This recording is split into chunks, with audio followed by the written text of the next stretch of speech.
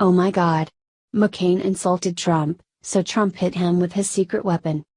Senator John McCain loved the fact that Trump launched an airstrike on Syria and now is saying that Trump should go further. McCain is a warmonger. Well, I think the fact that we acted was very important. And I support the president's action, McCain said. Here is what McCain said.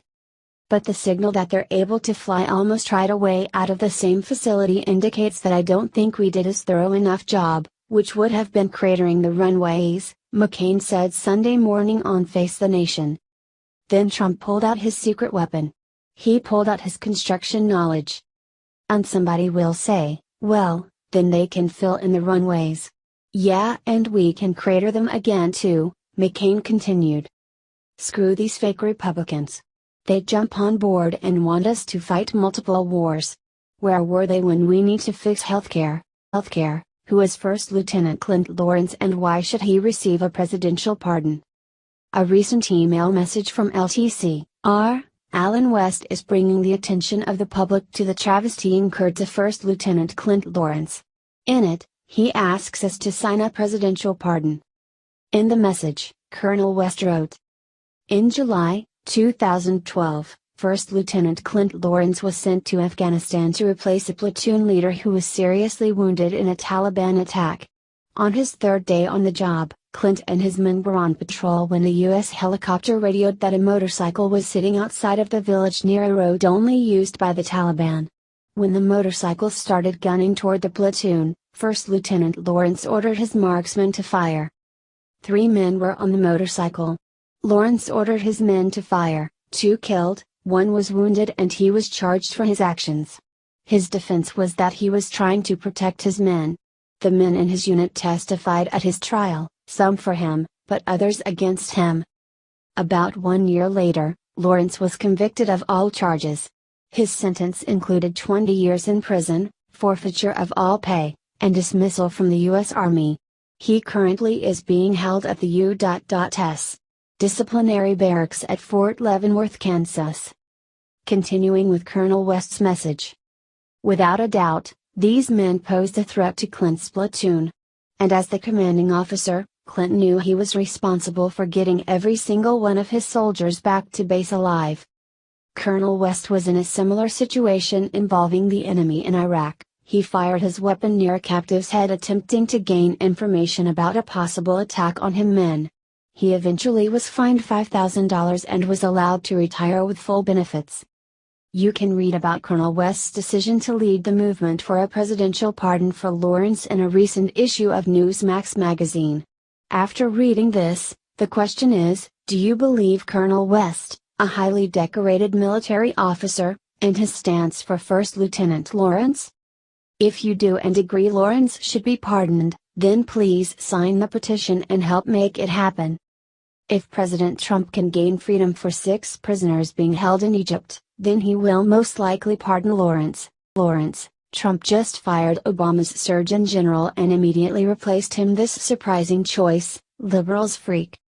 In one of the newest White House developments, Surgeon General Dr. Vivek Murthy, who was a President Obama appointee, was forced out by President Trump.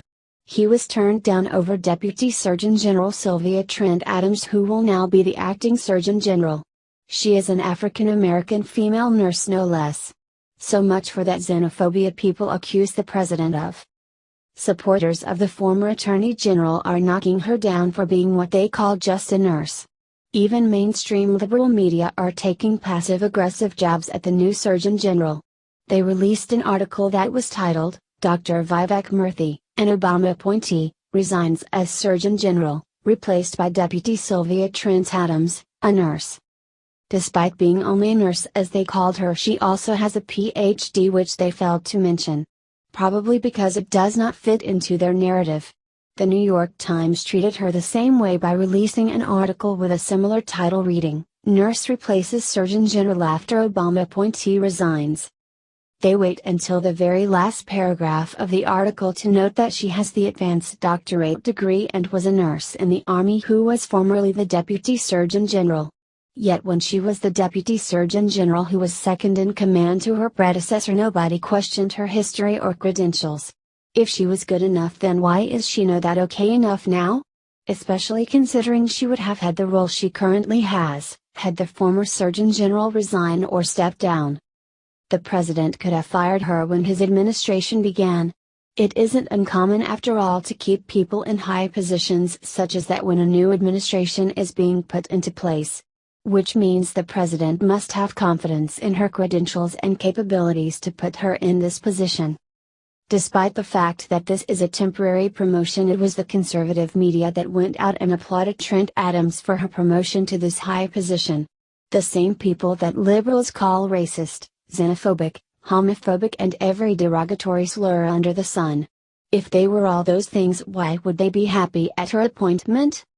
Spokesman for the Department of Health and Human Services said.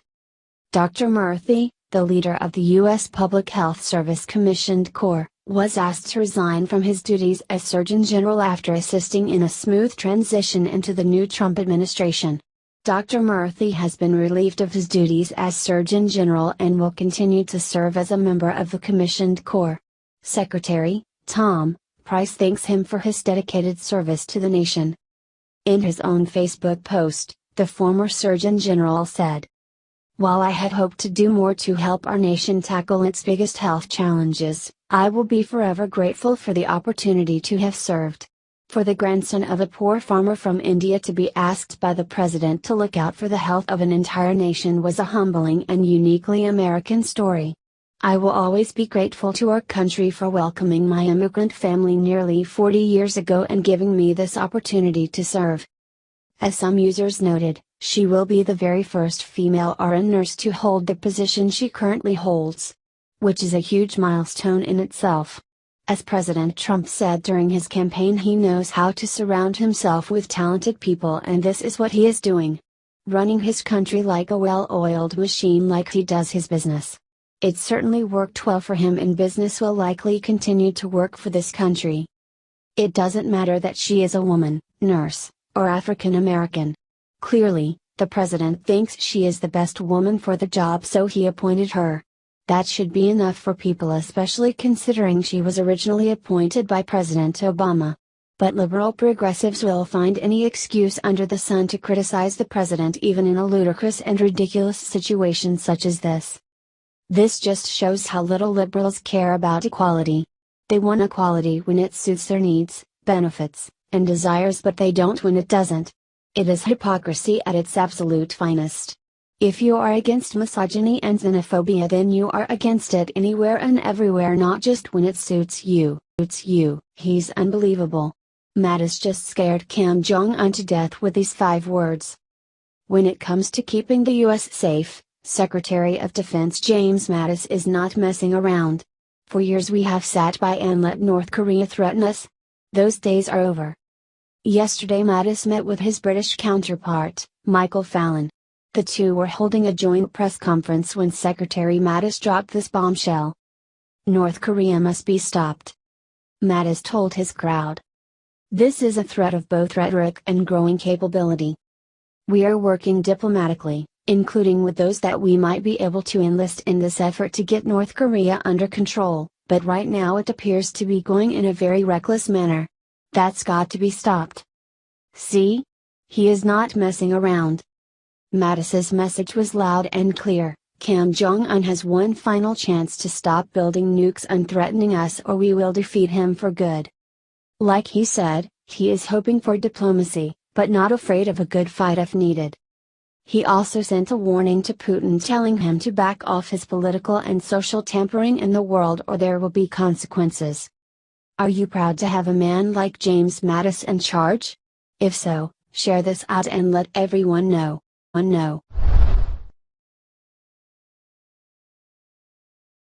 Breaking, top Democrat announces sick Islamic plan for Trump fans. It's war. We live in a time where free speech is constantly under attack. Political correctness will be the death of us. Popular Democrat Howard Dean weaponized his First Amendment rights to attack Americans for using theirs. Howard Dean took his thoughts to Twitter. He is silencing Islamic critics, and using the law to close in on people he disagrees with. His tweet was instigated by Ann Coulter. Coulter is known for holding terrorists accountable in the most brash and honest ways. She uses her freedom of speech to spread awareness of this continuing terrorist epidemic. Dean is conflating critique of Islamist terror with hate speech. This is a highly dangerous comparison to make. Something wholly honest and true could be another person's definition of hateful words. Via Jihad Watch. The label of hate speech could be placed upon any fact, idea, or opinion that makes someone uncomfortable. Equating criticism with hate speech is absolutely insane. Patriots, is it wrong to speak out against radical Islam? No, we need to keep our fellow Americans safe. Our First Amendment right states, Congress shall make no law respecting an establishment of religion, or prohibiting the free exercise thereof, or abridging the freedom of speech, or of the press, or the right of the people peaceably to assemble, and to petition the government for a redress of grievances. Via PolitiFact. Analyzing and interpreting radical Islamic terror is fair game. The First Amendment blatantly conveys that not a single religion is withheld from our right of speech. It has this basic right that keeps our country honest and fair. Freedom of speech allows Americans to perform their own checks and balances.